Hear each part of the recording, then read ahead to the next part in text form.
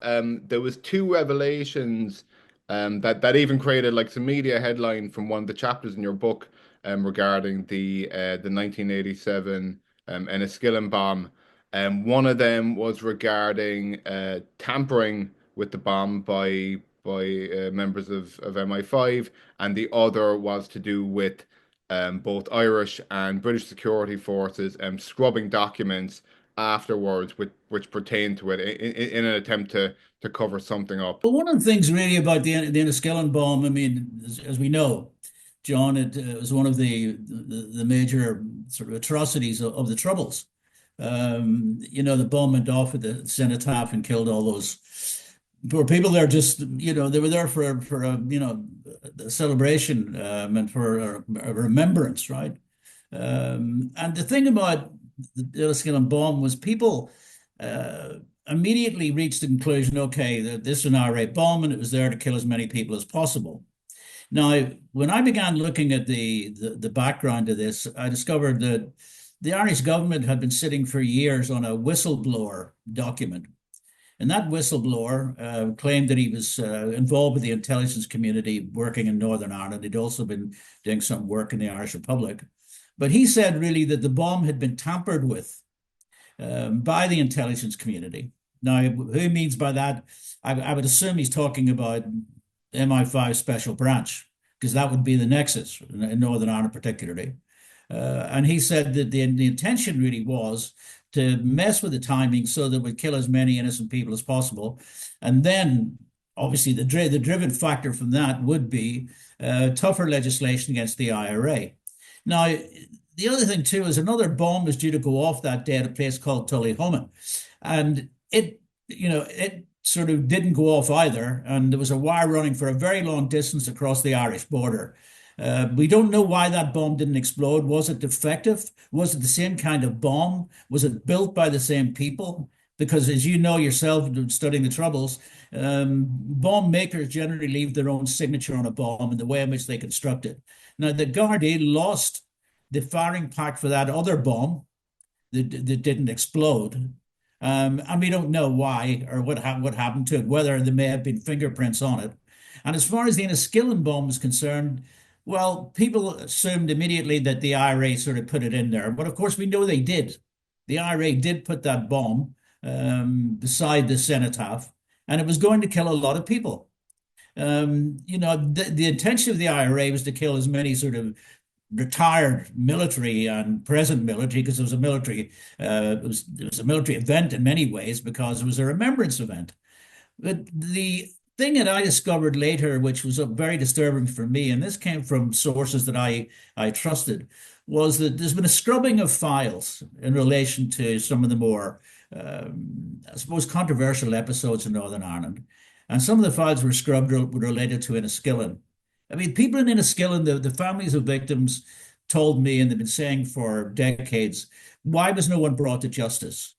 Why didn't we get answers to who killed and why and how they killed our loved ones? No answers were ever forthcoming. In fact, a lot of the files related to Enniskillen were destroyed in a fire in an RUC facility near Enniskillen. So, really, when we look back at that, we're left with a kind of void. If you're talking about the investigative writer looking at it, we're left with a void because we don't know what's in there. We really don't.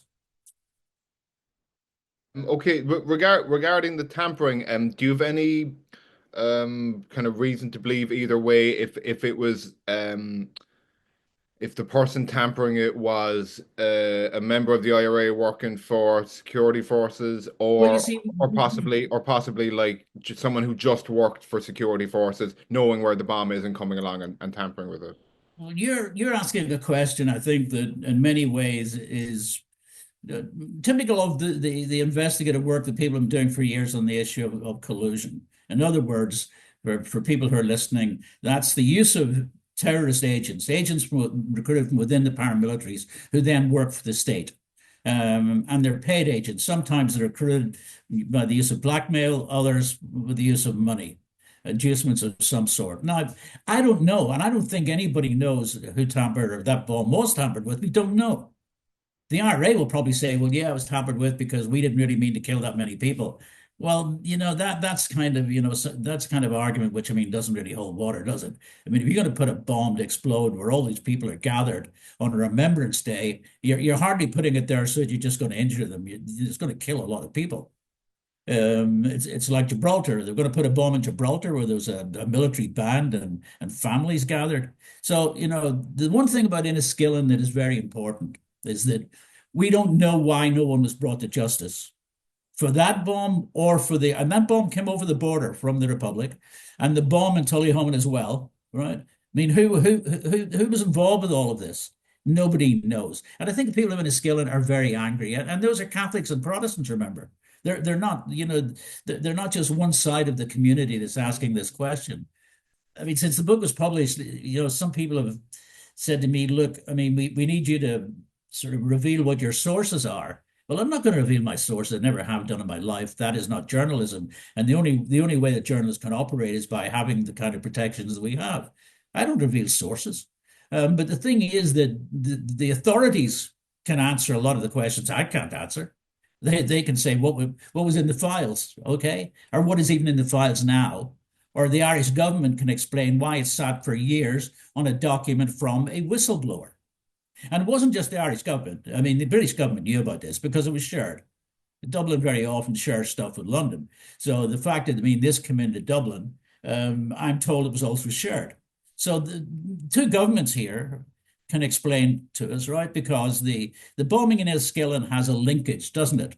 Do you agree, John? There's a linkage with the bomb coming over the border from the Irish Republic and the bomb exploding in Northern Ireland and arguments that it was tampered with and a whistleblower. So you put all those things together and you say to yourself, well, people have a lot of genuine questions they need answered. I was going to say, I think on the back of what was published in your book, a group of family members of the victims, via Kevin Winters' law firm, have I think called for an inquiry. Right? Did you see that?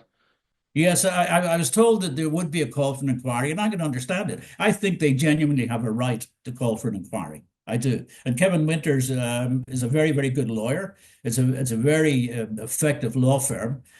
So I think probably the people who are calling for that inquiry have chosen a very good lawyer to represent them.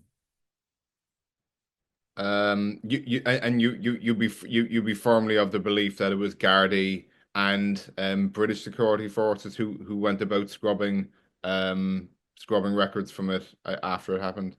Well, let's put it this way. There must be records about who was operating south of the border at that time. I mean, the Gardaí would have known, I mean, who was operating south of the border. They had a fair idea who the guys were within the IRA. And north of the border, they had a very good idea too, because British intelligence had, I mean, severely penetrated the IRA. So let's put it this way. I don't know. I think people reached the conclusion that, well, nobody was brought to justice because some of the people involved in this were agents of the state. And it's not unreasonable to reach that conclusion. I mean, you could reach that conclusion, John, in relation to a lot of episodes. When you look at people like Scappaticci, who was just one of the steak knife operatives within the operation called Steak Knife, I mean, what did they know? What did they know when certain people were abducted and being interrogated and tortured by the IRA about to be shot? But very often what happens, and this is something that your listeners may be interested in, a friend of mine who was a very, very good, very famous cop who worked with me when I was writing The Shankill Butchers, Jimmy Nesbitt, who's now passed on, he told me one day that an informant that he had come into his office, and he was carrying inside his coat an RPG-7 rocket launcher. And Jimmy said, well, what are you doing with that here? Because he brought it into, RUC headquarters. And Jimmy said, take it home. And the guy said, well, what do you want me to do with it? He said, whatever you're told to do with it. Now, I said to Jimmy, well, how could you do that? Because he's going to take that out and he's maybe going to use it to kill a soldier or kill a policeman. He said, but Jimmy explained, the thing about informants is that you have to let them be what they are. I mean, in other words, to be good informants and to be able to provide you with information, they've got to have proper bona fides within the organization, within the IRA. In other words, they've got to be loyal. They've got to do what they're told to actually operate effectively and then be able to provide you with information.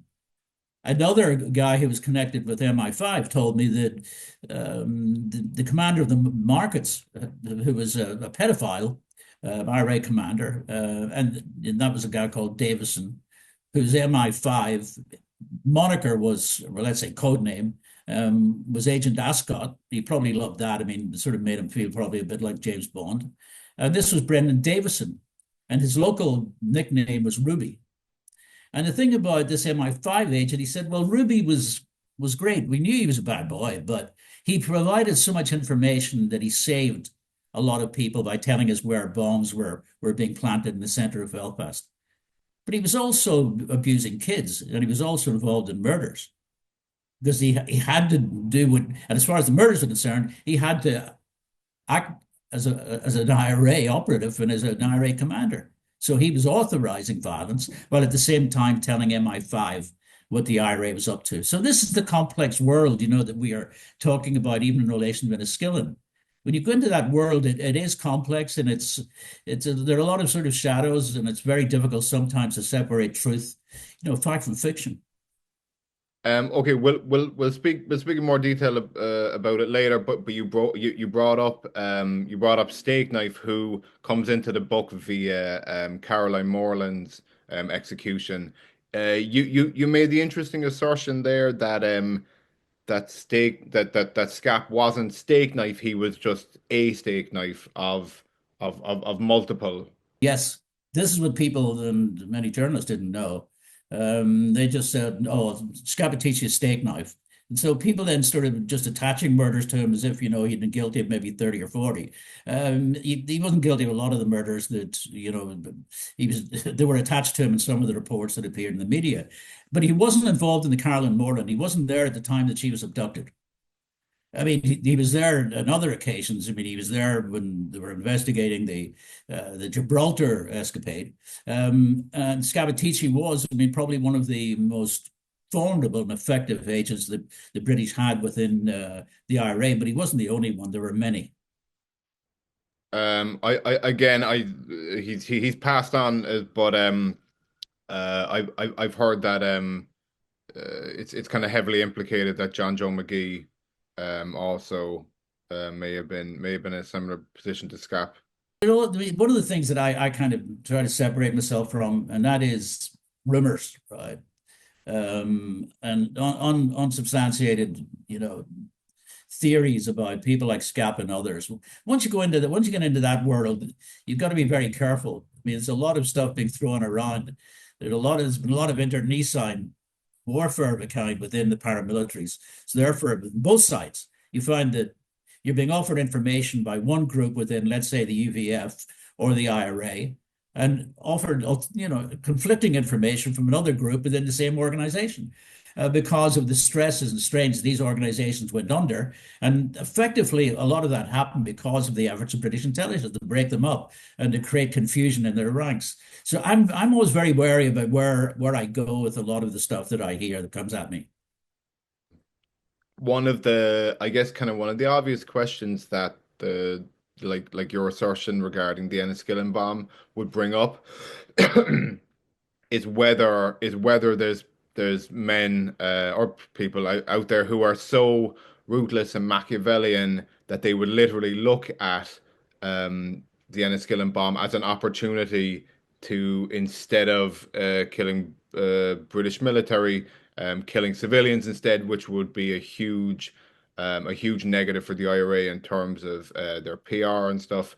Do you, just of your own opinion, do you think there's those out there who would look at it like a chess game, and look at innocent lives as something that could that should be I think it was a chess game. It was a very brutal chess game in many ways, on both sides. I mean, you have to sort of suggest, you have to say to yourself, well, look, if you're employing, deadly men for, a purpose in your organization, that you're hardly employing them, to be the nice guys to sort of hand out chocolates to people. You're hiring them because they're good at what they do, where that's sort of planting bombs, killing people, whatever. So therefore, there was a kind of, particularly within the intelligence community, there was a view that their job really was to damage the IRA, and there were lots of ways they sought to do that, and some of it too was with lies, disinformation. I mean, you had the Information Policy Unit in the early 1970s, and its business was just to tell people lies, and to feed them to the media, and they fed them to journalists, fed them to me, and they fed them to many other guys that I worked with. So we're talking about a kind of complex world where many things can happen that are unexpected and to some extent morally questionable. Do you have any personal? Okay, so if you are to believe that you know, agents within the security forces would be that ruthless, that they would basically edit a bomb in order to take more innocent lives. Do you Am I saying they would do that? I don't know. I mean, the thing about it is, I can't say that who did it, right? I mean, the bomb was tampered with. What I'm revealing is, and as a writer, that's what I do, is that there was a whistleblower saying this is what happened, and that's what I can report. I'm not a magician. I can't come up with evidence which says, look, that is definitive that actually happened. It has to be considered within the context of everything that happened at the time. And it has to be considered in the context of the fact that nobody's been brought to justice for this. And there were a lot of opportunities, I would suspect, to find the culprits because there was enough information leaking out of the IRA on both sides of the border at that time. do you believe that the security forces had any hand in the Dublin Monaghan bombing? It would be along a similar Well, let's level. put it this. Yeah, okay. Well, I mean, coming back to that, there's no doubt there was collusion, and there was also the involvement, very deep involvement of the security forces. Elements of it. I mean, it's not the security forces. It's certainly elements of it. There are a lot of organizations, John, operating at that time, secret organizations, and I don't think the British government always knew what was being done on its behalf. There was a great deal of freedom of action on the part of groups like the Future or Force Research Unit. A lot of the names changed. I mean, there was the Military Reaction Force, also known as the Military Reconnaissance Force, was killing people. So let's be clear about this, that a lot of these things were happening. I mean, during the Heath period, I mean, Heath was quite happy to sort of say to the army, go and do what you want to do. I mean, you could solve this. So, I mean, and that kind of period in many ways bled into the future that was a long war. In other words, Kitson in the early 70s created a kind of strategy that became much more sophisticated as time moved on. I mean, he was recruiting people for his squads, and these were killing squads in the early 70s. And then by the time you get to the late 70s into the early 80s and mid 80s, it's a much more sophisticated operation, employing people on both sides, employing people in the loyalist paramilitaries like Billy Wright, who's going killing people with information being provided by British military intelligence. So, let's put it this way. There was a lot of stuff going on that, we haven't really fully unpacked yet, as far as I'm concerned.